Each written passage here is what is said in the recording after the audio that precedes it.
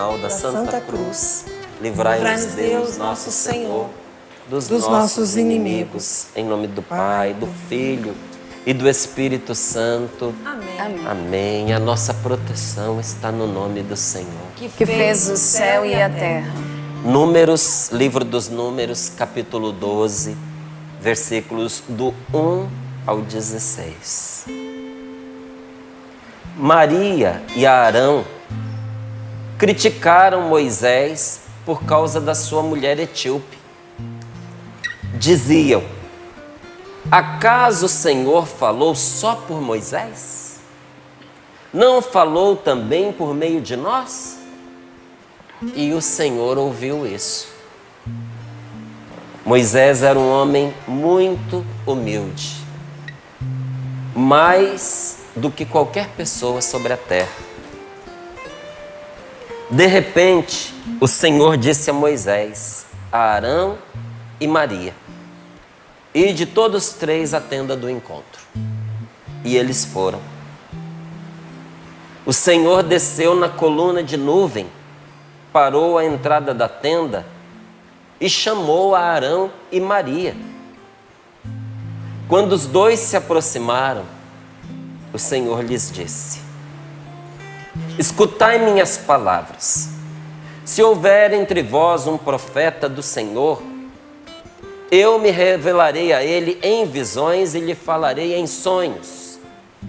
O mesmo, porém, não acontece com meu servo Moisés. Ele é homem de confiança em toda a minha casa. Com ele falo face a face, às claras e não em enigma. Ele contempla a forma do Senhor. Como, pois, vos atreveis a criticar meu servo Moisés? E indignado contra eles, o Senhor retirou-se. Apenas a nuvem se tinha afastado da tenda, Maria ficou leprosa, branca como a neve. Quando Arão olhou para ela, viu-a toda coberta de lepra. Arão disse então a Moisés: por favor, meu Senhor, não nos faças pagar pelo pecado que tolamente cometemos. Que Maria não fique como morta, como um aborto lançado fora do ventre da mãe, com a metade da carne consumida pela lepra. Então Moisés clamou ao Senhor dizendo: ó Deus, eu te rogo, concede-lhe a cura. O Senhor respondeu a Moisés: se o pai de Maria lhe tivesse cuspido no rosto, não ficaria envergonhada durante 7 dias? Seja Maria confinada durante 7 dias fora do acampamento e depois readmitida. Assim Maria ficou confinada fora do acampamento durante 7 dias. E o povo não se moveu do lugar enquanto ela não foi readmitida. Depois o povo partiu de Hazerote e acampou no deserto de Farã. Palavra do Senhor. Graças a Deus. Graças a Deus. Em primeiro lugar, um esclarecimento aqui simples, mas importante, para aqueles que talvez não tenham o hábito de acompanhar a Sagrada Escritura. Essa Maria aqui não é Nossa Senhora. Não é Maria, mãe de Jesus, não. Essa Maria aqui tinha nascido, olha, há muitos séculos antes de Nossa Senhora. E o que nós estamos vendo aqui? O contraponto entre a inveja e a humildade. Entre a inveja e a paciência. Porque essa crítica aqui não é uma crítica qualquer. Não é? Talvez a gente diga assim, então não pode criticar as pessoas? Claro que pode criticar as pessoas. Mas esse tipo aqui é aquele tipo de crítica que a gente chama de murmuração. Feita por debaixo dos panos. Feita pelos cantos, escondido. Não é uma crítica feita baixinha só para a pessoa em si. Mas é aquela crítica que vai ali, aí vai no outro canto, igual uma pessoa que vai acendendo um foguinho aqui, um foguinho lá, e quando vê, o incêndio tomou conta de tudo. Porque tem gente que faz isso. E faz isso estrategicamente. A pessoa não gosta, ela diz, ah é? Deixa comigo. Aí ela vai lá e fala um mal sobre aquela pessoa, sobre aquela situação comum. Aí depois vai lá no outro, e estrategicamente ela vai cercando a situação. Com comentários muitas vezes temperados com mentira, outras vezes temperados com exagero, outras vezes além da situação, que já é delicada, ela põe a opinião dela, a visão dela, a interpretação que ela faz daquela circunstância, daquela situação, mas faz para inflamar. Inflamar de fogo, não é? Já viu lá aqueles recipientes que vem escrito inflamável? A murmuração, ela é inflamável. Quem murmura, murmura para tocar fogo no negócio. E faz de forma covarde. Todo murmurador é um covarde. Porque ele não tem coragem de enfrentar a situação. Ele não tem coragem de partilhar, ele não tem coragem de envolver na conversa as pessoas em questão. Então ele fala pelas costas. Às vezes, até o que ele disse é certo, mas pelo fato de ter murmurado se tornou errado. Porque trazer uma situação que precisa ser resolvida à luz, isso, ok, isso é positivo, porque você está trabalhando para resolver o problema. Agora, trazer a mesma situação, até com as mesmas palavras, e até mesmo com o mesmo tom de voz, mas pelas costas, isso não visa resolver o problema, mas inflamar a insatisfação das pessoas. Parece uma diferença pequena, delicada, né? Sim, quase imperceptível. Mas é uma diferença gigantesca. Na verdade, Deus está. Mas a murmuração retira a presença de Deus. Como você viu aí que a presença do Senhor retirou-se. E quando a presença de Deus se retira, meu amigo, se prepare. Tem coisas que são ditas no escuro, no escondido, não é? Às vezes a pessoa interessada não ouve. A pessoa é assunto e não sabe. Ela não sabe que ela é o assunto. Mas Deus ouve tudo o que é dito. E sobretudo, Deus ouve o que é dito a respeito dos seus servos. Eu estava num momento de oração, digo aqui esse testemunho para você. Nós estávamos em 4 pessoas rezando ali, naquele momento de oração. E tem um dom do Espírito Santo chamado palavra de silêncio. E ali, naquele momento de oração, uma das pessoas que estava rezando teve uma imagem de um demônio com a língua de fora, uma língua pontuda, e fazendo fofoca, e fazendo calúnia. E foi trazida ali, entre nós 4, aquela imagem por uma das pessoas. E Deus deu a interpretação para uma outra. E a pessoa começou dizendo, olha, essa imagem desse demônio com a língua de fora, eu sinto que Deus está nos dizendo que tem uma pessoa no meio de nós que está caluniando, que está fofocando, que está mentindo, que está trazendo uma palavra, e foi dizendo, uma palavra venenosa, uma palavra de divisão. E à medida que Deus ia inspirando para ela, ela ia dizendo mais. E é uma pessoa que tem levado situações adiante. Mas a maneira surpreendente foi como a coisa terminou. Ela dizia, o Senhor está colocando no meu coração que essa pessoa sou eu.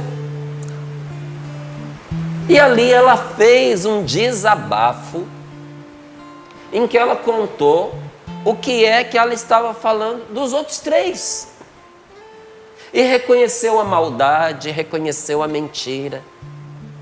Só que nenhum de nós 3 sabíamos o que ela estava fazendo. E olha que interessante, Deus deu essa imagem para uma outra pessoa, mas deu essa interpretação para ela, que quando foi inspirado mesmo, que quando ela começou dizendo, ela foi narrando com detalhes, mas ela nem sabia que era ela, só ao final, depois de ter posto tudo, que Deus no coração dela disse: é você essa pessoa que está sendo língua do demônio aqui no meio desta comunidade. É grave, né, gente? Então, olha o que diz a palavra. Maria e Arão criticaram Moisés por causa da sua mulher, só porque a mulher do homem era estrangeira. E criticaram por inveja. Porque quando você tem inveja de uma pessoa, se você não tiver motivo para falar mal dela, você arruma. Porque a questão não é se a pessoa está certa ou está errada. A questão é a inveja que queima dentro da gente. O invejoso olha para a pessoa e diz: ela não pode ir adiante, ela não pode continuar, a gente tem que dar um jeito de barrar essa pessoa, está dando tudo certo para ela. Como que ela pode se destacar? Como que ela pode ter essa vantagem? Como que ela pode ser tão querida? Vamos puxar o tapete dela. E se não tiver motivo, arruma-se. Então eles criticaram Moisés por causa da sua mulher etíope. Mas qual era a palavra que eles diziam na crítica? Essa daqui revela a raiz do motivo pelo qual estavam criticando. Acaso o Senhor falou só por Moisés?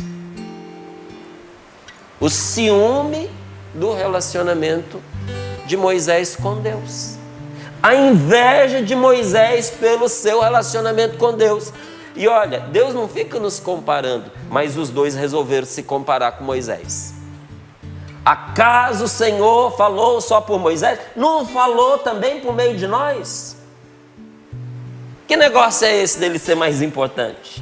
Deus também fala por meio da gente. E olha que interessante, Deus continua falando no meio de nós, como falava naquela época. Por figuras, por sonhos, por visões. Acabei de dar para você um exemplo de um momento de oração em que eu estava, em que o Senhor manifestou a sua verdade e a sua vontade, do mesmo jeito que fazia ali com o Arão, com a Maria. Então eles criticaram Moisés por causa da inveja que sentiam, e o Senhor ouviu isso. Moisés não tinha escutado, mas Deus ouviu. E diz a palavra, Moisés era um homem muito humilde, mais do que qualquer pessoa sobre a terra. E na tradução da Bíblia Ave Maria diz que Moisés era um homem paciente, o mais paciente dos homens, porque a humildade tem tudo a ver com a paciência, porque a humildade tem a ver com a verdade. Quando eu tenho conhecimento da minha verdade, eu tenho paciência com os outros. A gente perde a paciência quando a gente esquece quem nós somos. Quando a gente esquece de que barro que a gente é feito, quando a gente esquece os pecados que a gente comete, a gente começa a perder a paciência com os outros. Quando a gente esquece que a gente teve uma história, que a gente um dia também teve um início, e que no nosso início a gente não era tão esperto, e que no nosso início a gente não era tão treinado, e que no nosso início a gente não era tão experiente, e que no nosso início a gente cometia uma gafe atrás da outra. E tiveram pessoas que olharam para nós e disseram, é só um rapaz, ele está começando. É só um garoto, a gente tem que ter paciência. Eu imagino, porque a gente esquece como é, né? Eu imagino como foram os meus primeiros anos de pregação. Eu tinha 14 anos. Eu pregava para um grupo de pessoas adultas. Acredito que tiveram que ter paciência comigo. Em meio à minha partilha, que eu sei que Deus ali também agia. Mas em meio à minha partilha jovem, com pouca experiência, as pessoas tinham que se esforçar para encontrar o que Deus falava por meio daquele garoto. E se hoje, depois de tantos anos, 33 anos pregando, eu olhar para uma pessoa que está começando e eu não tiver paciência, é sinal de que eu esqueci todo o caminho que eu percorri. A humildade tem a ver com a verdade.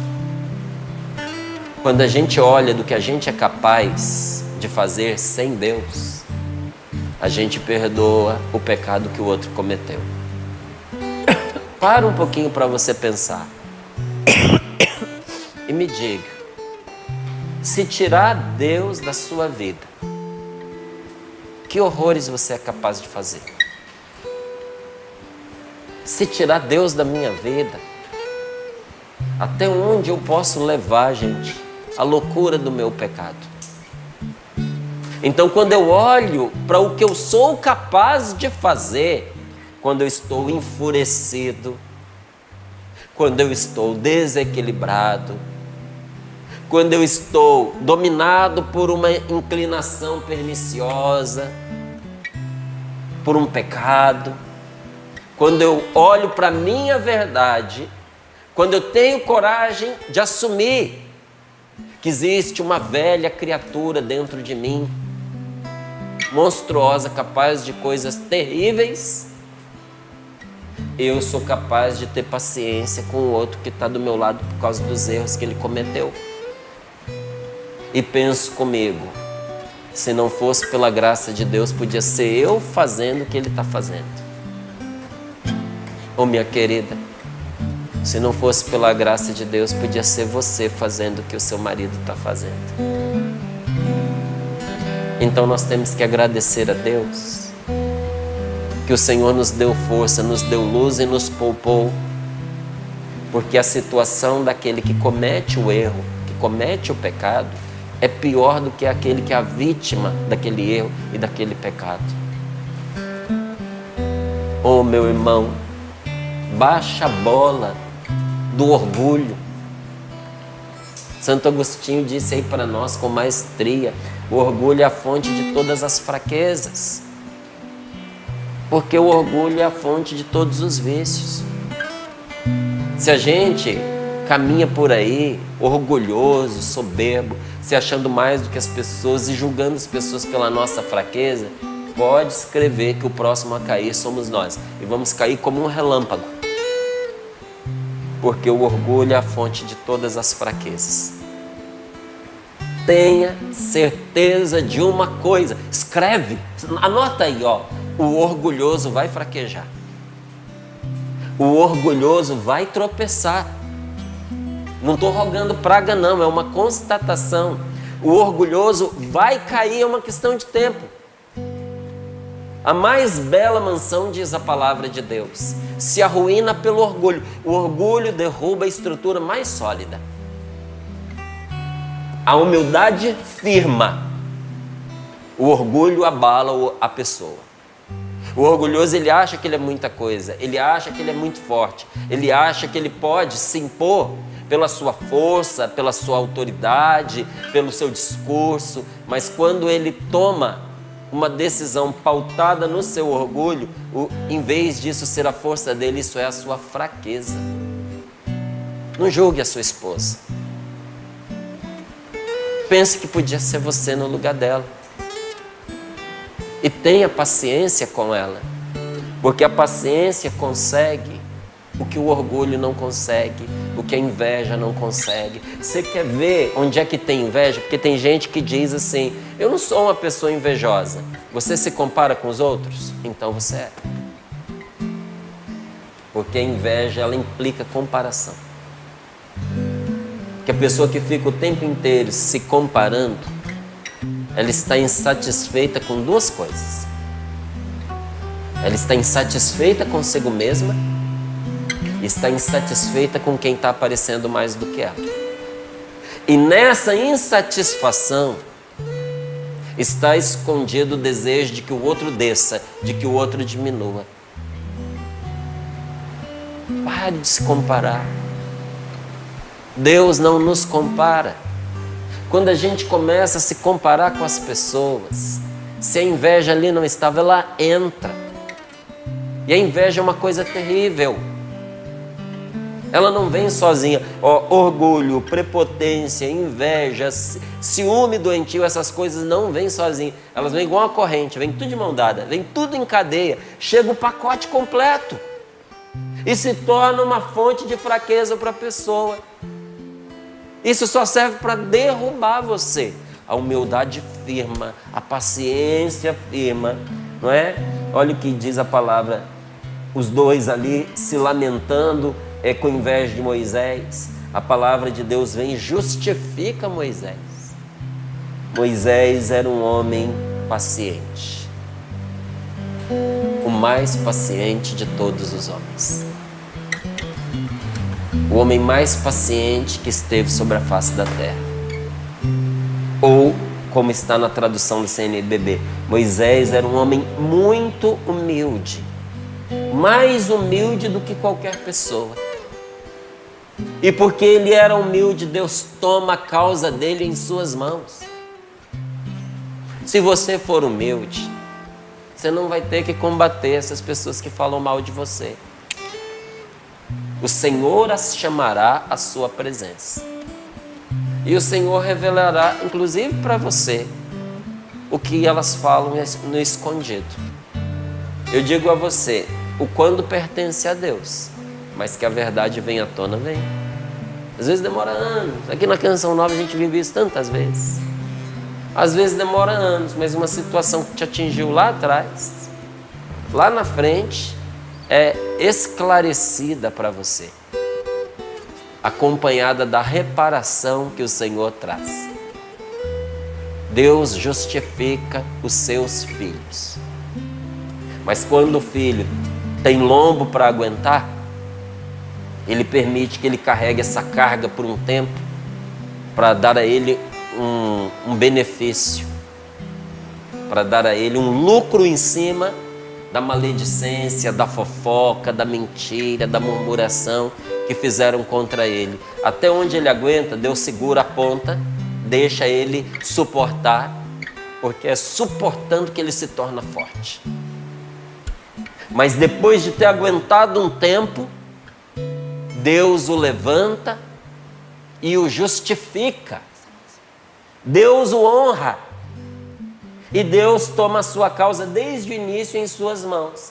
De repente o Senhor disse a Moisés, para Arão e para Maria, ide os três à tenda do encontro. E eles foram, e o Senhor desceu na coluna de nuvem, parou à entrada da tenda, chamou a Arão e Maria, e quando os dois se aproximaram, o Senhor disse, escutai minhas palavras. Se houver entre vós um profeta do Senhor, eu me revelarei a ele em visões e lhe falarei em sonhos. É assim que eu falo com vocês. De forma indireta. Mas com Moisés é diferente. Com Moisés não acontece assim.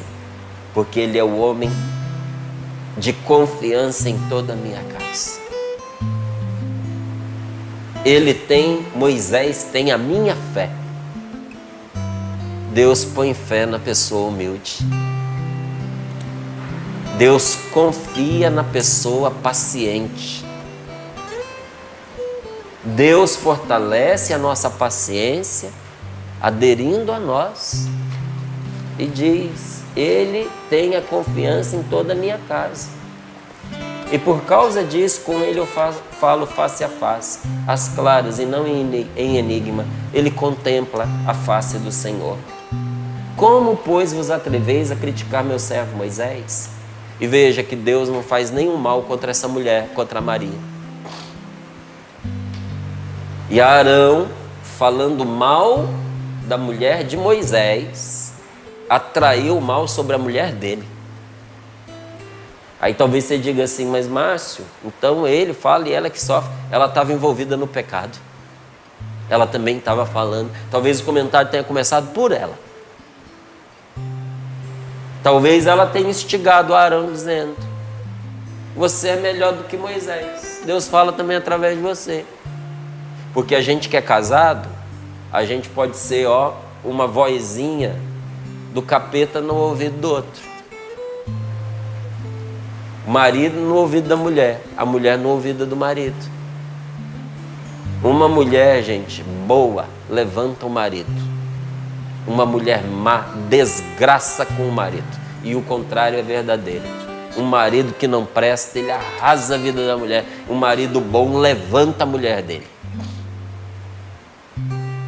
Pessoas, homens muito bons, foram destruídos por causa da mulher. Mulheres muito boas foram destruídas por causa da ruindade do marido. E às vezes essa ruindade vem assim, pelo mau conselho, pela instigação. O cara já está uma pilha de nervos, ele está se contendo para não fazer o errado. E ela fica lá na cabeça dele: eu, se eu fosse você, não deixava passar. Isso daí você tem que tirar limpo, isso você tem que levar a peito. Eu, se eu fosse lá, enfrentar, blá, blá, blá, blá. Aí ele vai, faz o que ela disse, se arrebenta todo, perde emprego, perde amizade, perde a dignidade, é humilhado, às vezes toma pancada, apanha. E aí volta para casa arrasado, sofre ele e sofre ela. Porque agora os dois estão prejudicados. E às vezes o marido faz a mesma coisa com a mulher. É o tempo inteiro com notícia negativa e comparação e crítica e xingamento e sempre diminuindo a esposa, diminuindo, até uma hora que ela adoece, até uma hora que ela entra em depressão, até uma hora que ela não aguenta mais viver naquele casamento destrutivo e aí toma a decisão de ir embora, e aí a hora que ele vê ela indo embora e ele acorda para o que ele já não consegue mais corrigir. Destruiu o relacionamento. Destruiu. O Arão, falando mal da mulher do Moisés e do Moisés, conseguiu que uma praga se abatesse sobre a mulher dele. E Deus não fez nada contra ela. O que Deus fez com Arão e com Maria? Disse: eu estou vendo o que vocês estão fazendo e não concordo com vocês. Vocês estão errados. E já que vocês querem comparar, então vou dizer para vocês como é que é. Por causa dessa postura medíocre de vocês, com vocês eu falo de forma indireta, com ele eu falo de forma direta. E o que Deus fez? Se retirou. Vou ler aqui para você: indignado contra eles, o Senhor retirou-se. O Senhor não lançou praga, o Senhor não deu lepra para ela, apenas a nuvem se tinha afastado da tenda, Maria ficou leprosa. Porque quando Deus se retira, o mal acampa. E olha, poucas coisas conseguem fazer com que Deus se indigne e se retire, como a murmuração. Agora, que coisa maravilhosa a atitude do Moisés. Calado, paciente, aguentando as pancadas. Quando Deus traz tudo à tona, ele não se revolta contra Arão e contra Maria. Moisés não dá um pio contra os dois. Caladinho. Aí a Maria fica leprosa e o Arão vai a Moisés e faz uma súplica, porque aí ele caiu em si. Por favor, meu Senhor. Esse meu Senhor aqui era o Moisés. Arão falando com Moisés: por favor, meu Senhor Moisés, não nos faça pagar pelo pecado que tolamente cometemos. Nós fomos tolos.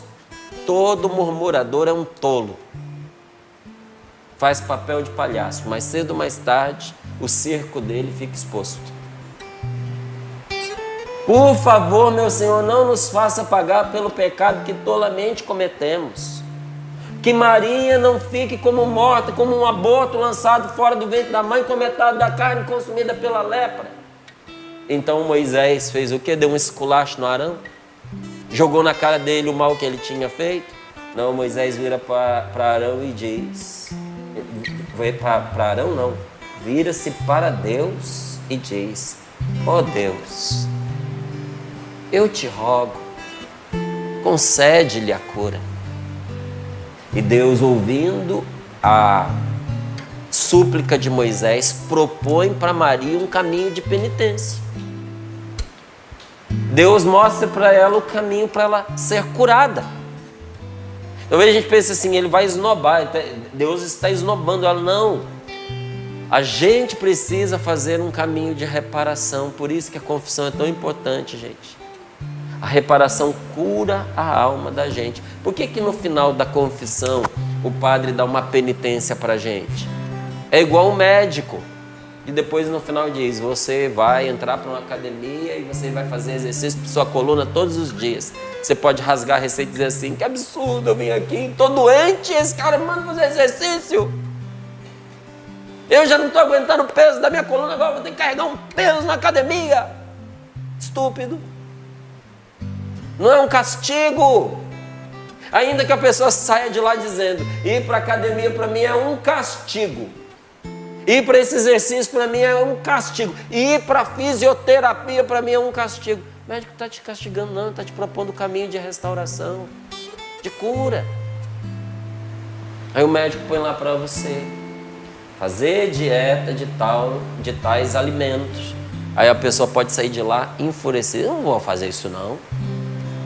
Eu vou deixar de comer isso aqui. Não vou, então morre. Se enterra. Que o médico está falando que isso está te matando, você quer insistir. Ele não está te castigando. Ele está propondo para você um caminho de cura. Então quando o sacerdote nos descreve ali, nos propõe, nos prescreve uma penitência, é para que o nosso coração seja curado, porque o perdão foi dado. Mas a ferida causada pelo pecado ficou. E até é bonito esses 7 dias aqui, porque nos lembra, nos arremete aos 7 sacramentos. Que os sacramentos são um caminho de recuperação que Deus nos propõe. E todo esse bem começou pela humildade de Moisés. Essa palavra descreve de maneira concreta o que é ser paciente. Porque paciente não é aquele que não vê o mal. Moisés nunca foi um tonto. O humilde não é um tolo, o orgulhoso é um tolo. O humilde não é um fraco, o orgulhoso é um fraco. Santo Agostinho, mestre, inclusive estudado na filosofia, inclusive na filosofia pagã, todo curso de filosofia sério, cristão ou não cristão, não deixa de lado Agostinho, um grande filósofo. E Santo Agostinho diz o quê? Que a fonte de todas as fraquezas começa pelo orgulho. É do orgulho que brota a fraqueza. Paciente, gente, não é aquele que não vê o mal. O humilde vê as coisas acontecendo. Paciente é aquela pessoa que não se deixa dominar pela tristeza. Talvez você pense que paciente é ser vaquinha de presépio, é engolir todo tipo de desaforo. Não. O humilde não é aquele que engole todo tipo de desaforo. É aquele que não se deixa abater pelo pecado do outro. Por que Moisés não fala nada? Esse pecado não era dele. Ele foi lá de testemunha. O que tenho eu a ver com o pecado da Maria e do Arão? Moisés simplesmente não se deixou abater pela tristeza, tanto que ele não teve que tomar partido contra Arão e a Maria. O coração dele estava livre para perdoar, livre para poder rezar por aqueles dois. Humilde não é a pessoa que não vê o mal, paciente não é a pessoa que não vê o mal. Às vezes você está dentro de um relacionamento e o povo está julgando você dizendo assim, é um otário, é uma bocó, uma trouxa que não está vendo o que está acontecendo. Olha, talvez você esteja vendo mais do que todo mundo. E não se julgue pelos olhos dos outros. E não ponha a perder a sua humildade e a sua paciência. Porque o fato de você ver o que está acontecendo não significa que você tem que se deixar abater pelo mal que o outro está fazendo. É essa beleza que a palavra de Deus nos revela. Tanto que a ordem de Deus para nós é para a gente ser forte na tribulação. Na tribulação, ser paciente. No sofrimento, qual é um dos grandes remédios para a gente suportar e vencer o sofrimento? Paciência. Se você tiver paciência, o sofrimento perde e você ganha. Se você perder a paciência, vitória do sofrimento. Mas se você for capaz de, com humildade, enfrentar aquilo com paciência, você vai vencer. Porque ser paciente é suportar as dores, é suportar os incômodos, é suportar as contrariedades. Talvez as pessoas estejam contrariando você. Talvez você esteja há muito tempo incomodado com uma situação. Talvez o seu coração esteja partido de dor. Ser paciente é suportar tudo isso, sem reclamações e com jogo de cintura. É você saber se adaptar. O que foi que sobreviveu na história da criação? O que soube se adaptar? Os dinossauros eram criaturas enormes, gigantescas, orgulhosas no seu poder, né? Mas porque não foram capazes de se adaptar às mudanças, foram extintos. Quando a gente consegue se adaptar, a gente sobrevive. A situação passa e a gente fica. Seja inteligente para você se adaptar. Paciência nas tribulações, não se deixar esmagar pelo sofrimento, sabe? Sofrimento, a gente pode até conjugar o verbo ter de sofrimento. Eu tenho, tu tens. E aí vai até o eles têm. Ninguém escapa do sofrimento. Para você escapar do sofrimento só tem um caminho, do sofrimento físico. Para você escapar do sofrimento físico, qual é o único recurso? Morrer. É o único jeito. Então, escapar dos sofrimentos ninguém escapa. Escapar das tribulações ninguém escapa. Rico passa por tribulação. E olha umas que eu vou te dizer. Às vezes passa por cada tribulação que preferia ser pobre. Verdade. Pobre passa por tribulação. Gente com saúde passa por tribulação. Gente doente passa por tribulação. Ninguém escapa nesta vida de tribulações. E o que fazer com elas? Não se deixar esmagar pelo sofrimento que a tribulação comporta. Mesmo que você esteja fraquinho, mesmo que você esteja pensando em desanimar, bata no peito e diga como a palavra de Deus nos ensina: mesmo enfermo eu sou guerreiro. Aí eu estava lendo essa passagem ontem, né? Rezando aqui por esse nosso momento de partilha, no Sorrindo para a Vida. E a palavra de Deus, na tradução do CNBB, diz assim: que o covarde também diga, sou valente. Na Bíblia, Ave Maria diga, aquele que é fraco, mesmo enfermo eu sou guerreiro.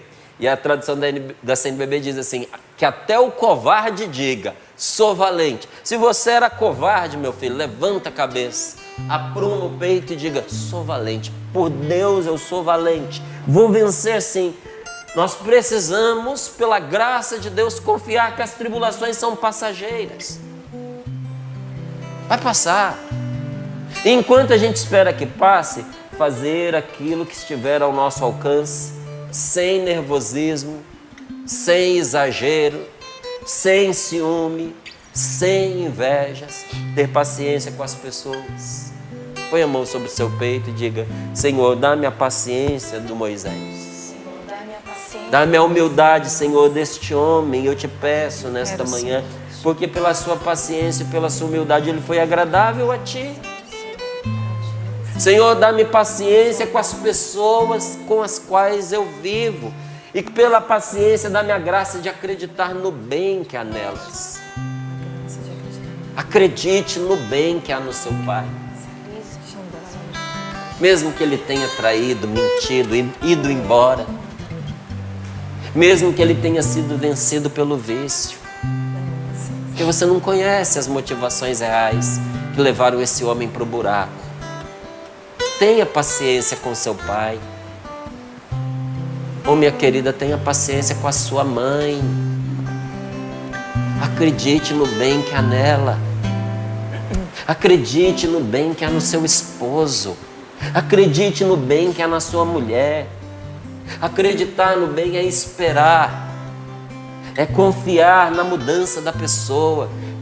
Espere e confie que a pessoa vai mudar, porque ela vai, todo mundo muda. Esse negócio que dizem assim que as pessoas não mudam, isso é mentira. Todo mundo muda, para melhor ou para pior. Depende na direção que a pessoa está indo. Talvez o seu trabalho não é fazer a pessoa chegar lá. Talvez o seu trabalho é só virá-la na direção correta. Talvez ela está mudando para pior. Vira a pessoa na direção certa. E não é com comparações, com ciúme, com inveja. É com incentivo, é com motivação, é com uma palavra boa, é com um elogio. Elogio confirma a pessoa no bem. Entender que cada pessoa tem um ritmo. E que esse ritmo não é o mesmo para você. Entender que cada pessoa tem uma compreensão da vida, mas que Deus é Pai de todos nós. Senhor, dá-nos a graça de ser paciente, ao ponto de perdoar, ao ponto de dar uma nova chance, procurar ver além das aparências. Senhor, dá-me a graça de acreditar nesta pessoa como ela mesma não acredita em si. Pede isso a Deus, porque o Senhor dará isso que você está pedindo e muito mais. Obrigado, Senhor, pela Tua palavra. Obrigada, Senhor. Que visita de Deus nessa manhã para todos nós, porque todos nós passamos por tribulações, mas a palavra de Deus aí nos deu tanto ensinamento. O Márcio nos alertou de tanta coisa. Não se deixe esmagar pelas tribulações. Então agora você vai fazendo essa experiência. Aproveita esse momento de oração. Aproveita. E já vai apresentando as pessoas concretas aí. Não deixe escapar esse momento, não. O Márcio falou, foi falando, mas você que esqueceu, você que fugiu, não esqueceu, você fugiu. Porque a dor é tão grande, você não quer nem encarar. Encara. Porque a verdade liberta. E para Deus você pode ser sincero. Senhor, são essas situações, são essas pessoas. Eu não consigo perdoar. Está difícil. Seja verdadeiro com o Senhor. O que tem sufocado o seu coração? E agora, aproveite esse momento de oração que o Senhor permite para mim e para você. E experimente a graça de Deus. Porque sozinho você não consegue. Se a tribulação que estava aí te esmagando, você apresenta para o Senhor agora. Deixa o Senhor levantar você nessa manhã. Levanta-nos, Senhor. Eu quero, antes de cantar e rezar com essa palavra, de dizer que o Senhor trazia ao meu coração que hoje essa palavra foi para muitos cura e para outros libertação. Obrigada, Senhor. Obrigado, Senhor. Ficava muito forte no meu coração de pessoas que se reconheceram, ora em uma situação daquele que sofreu calúnia, ora do caluniador. E muito forte também esse ato de amor de Deus, porque só corrige quem ama. Então, hoje Deus está te dando a oportunidade dessa libertação, de você se reconhecer talvez como essa pessoa que precisa ser um homem novo, que precisa dessa cura, que precisa ser lavado e até mesmo se penitenciar pelo seu pecado, porque todo ato de Deus é por amor. Então vamos pedir ao Senhor esta cura. Você que sofreu isso, essas situações todas que a palavra de Deus foi revelando. E você que foi a pessoa causadora de tanto sofrimento. Peçamos ao Senhor esta graça, que o Espírito Santo de Deus venha nos lavar, venha nos purificar das nossas chagas, das nossas feridas, de tudo aquilo que foi se instalando em nós a partir dessas realidades trazidas pela palavra. Vem, Espírito Santo, como esta água viva, essa água pura que restaura-nos e nos devolve a dignidade de filhos, filhos amados de Deus, que precisam caminhar na luz.